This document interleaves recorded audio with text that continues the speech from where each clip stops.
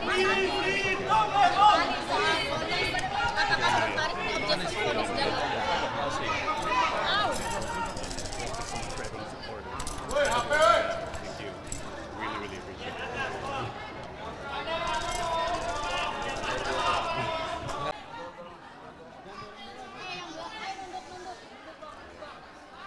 kasih semuanya teman-teman yang bisa kucing ke belakang untuk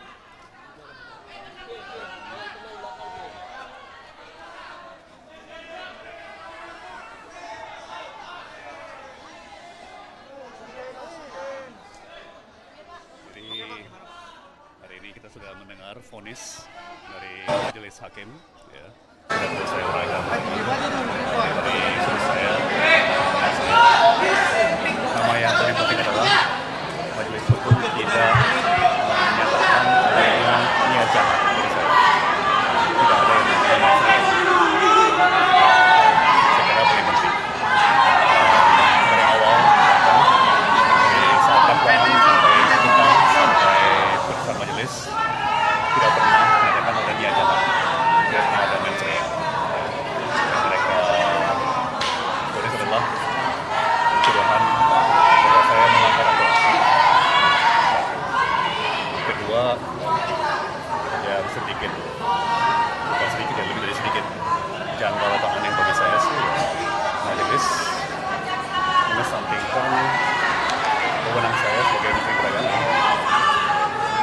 Saya kira undang-undang pemerintah kementerian yang terkait sangat jelas memberikan mandat kepada Menteri Perdagangan mengatur tata kelola perdagangan perniagaan dan tadi saya lihat, saya catat secara teliti cermat, sebenarnya majelis mengabaikan bahwa saya punya wewenang tersebut. Juga dengan demikian, majelis mengabaikan hampir semua fakta persidangan, terutama keterangan saksi, bahwa memang yang berwenang adalah Menteri Teknis, bukan Menko, ya, bukan juga rakor para menteri sebagai sebuah forum koordinasi, ya, tapi tanggung jawab wewenang untuk mengatur sektor teknis tetap melekat kepada Menteri Teknis. Ya, jadi tidak ada undang-undang yang mengatakan selebihnya soal pertanian diatur lebih lanjut melalui peraturan Menko. Ya, selalu akan bilang akan diatur lebih lanjut oleh Menteri Pertanian dan peraturan Menteri Pertanian. Tidak ada yang undang-undang yang mengatakan akan diatur lebih lanjut oleh peraturan Menko. Ya. Lalu akan bilang akan diatur lebih lanjut oleh peraturan Menteri Perindustrian misalnya. Ya, jadi itu kejanggalan yang cukup besar bagi saya, ya. Majelis mengabaikan mandat undang-undang wewenang yang melekat kepada Menteri Teknis, bukan kepada forum rakor, apalagi kepada Menko, Menteri Koordinator, ya. Namanya aja Menteri Koordinator, ya, bukan Menteri Perindustrian, Menteri Pertanian, Menteri Perdagangan dan lain-lain, ya. Ya, mungkin ketiga, saya menyesalkan bahwa kalau saya lihat vonisnya majelis itu kembali lagi seperti copy paste, ya, copas dari tuntutan penuntut. Ya, sekali lagi boleh dibilang mengabaikan hampir semua fakta persidangan, terutama keterangan para saksi dan ahli. Tentunya peraturan memberikan kami sebagai terdakwa 7 hari untuk memutuskan apakah langkah berikut daripada kami dan nasihat hukum kami. Ya, jadi mohon berikan saya dengan tim hukum saya yang sangat-sangat saya banggakan, ya, luar biasa dengan segala tantangan, kesulitan, kejanggalan yang terjadi, ya, bisa sampai titik ini. Ya, saya sangat-sangat bangga atas prestasi tim hukum saya terutama. Ya. Ini keberhasilan yang kita raih 60-70% berkat kerja keras tim hukum saya.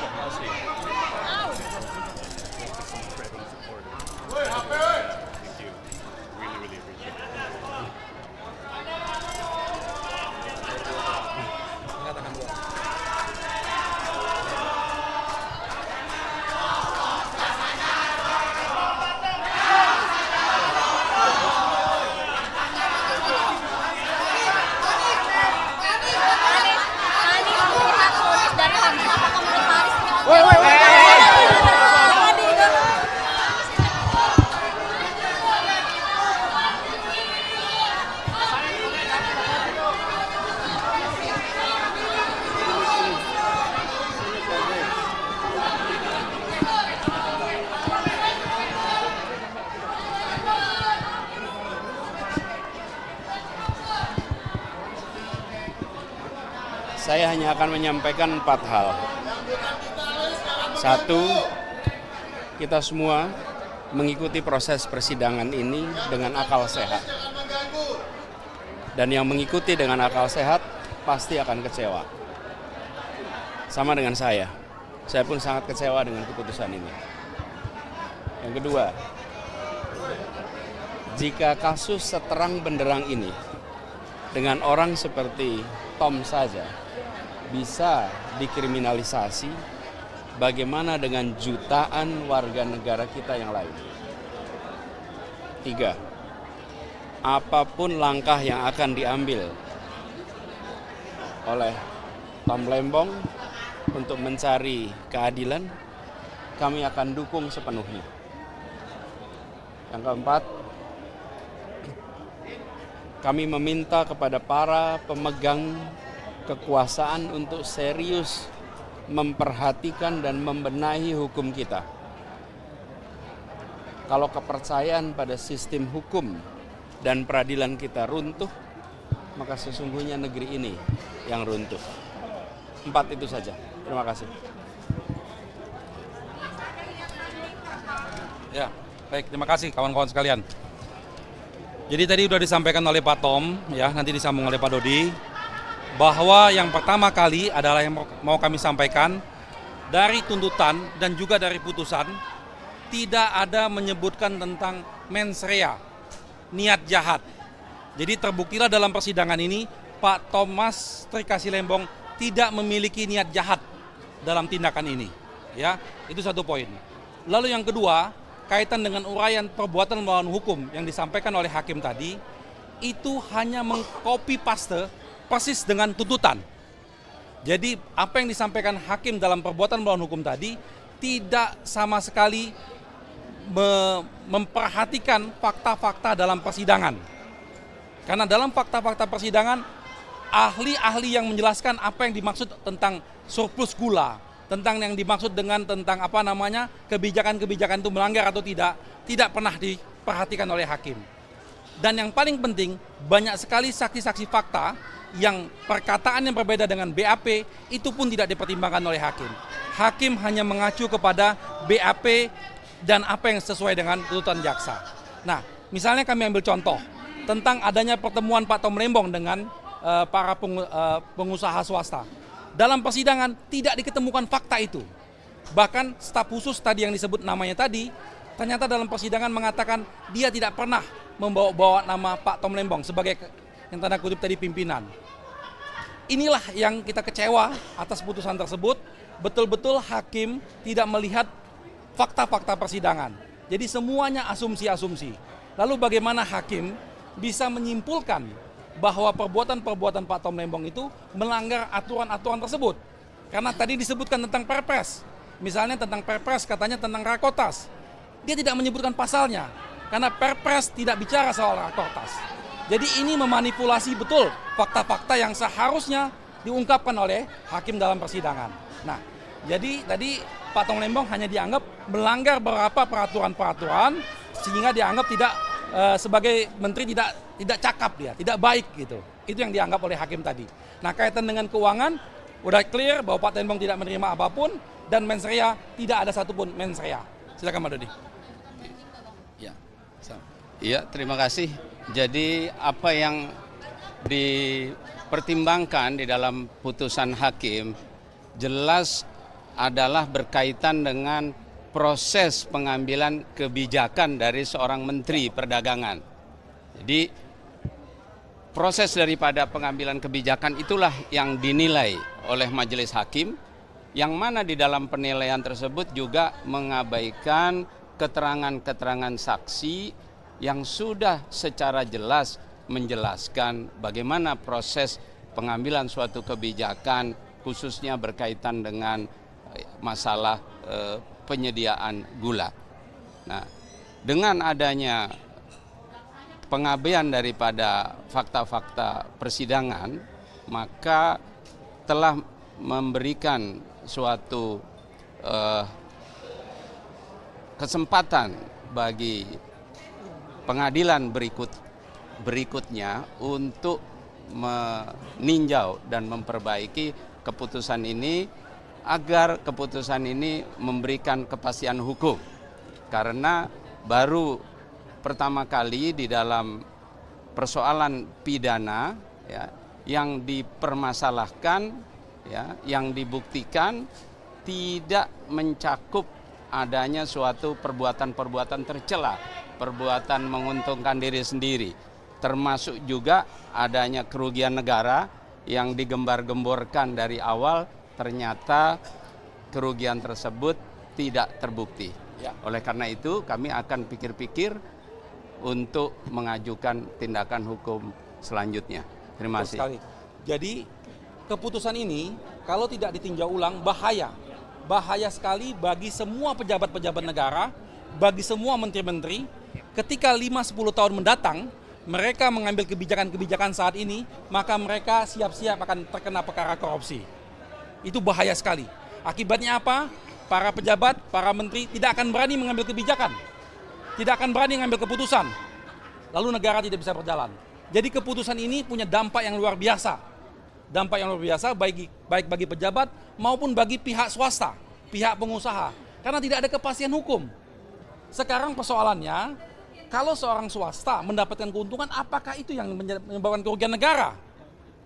Itu sah-sah saja, mana ada swasta berusaha untuk tidak mendapatkan keuntungan tentunya. Inilah yang betul-betul menjadi putusan yang berbahaya. Karena tadi kita lihat bahwa hakim, terutama hakim tadi yang membacakan itu dia hakim anggota, Alvis, dia kami yakin dia yang membuat putusan tersebut. Dia betul-betul dalam setiap pertanyaan-pertanyaannya itu selalu arahnya ke sana. Dan tadi keputusannya dia sampaikan tadi oleh dia sendiri.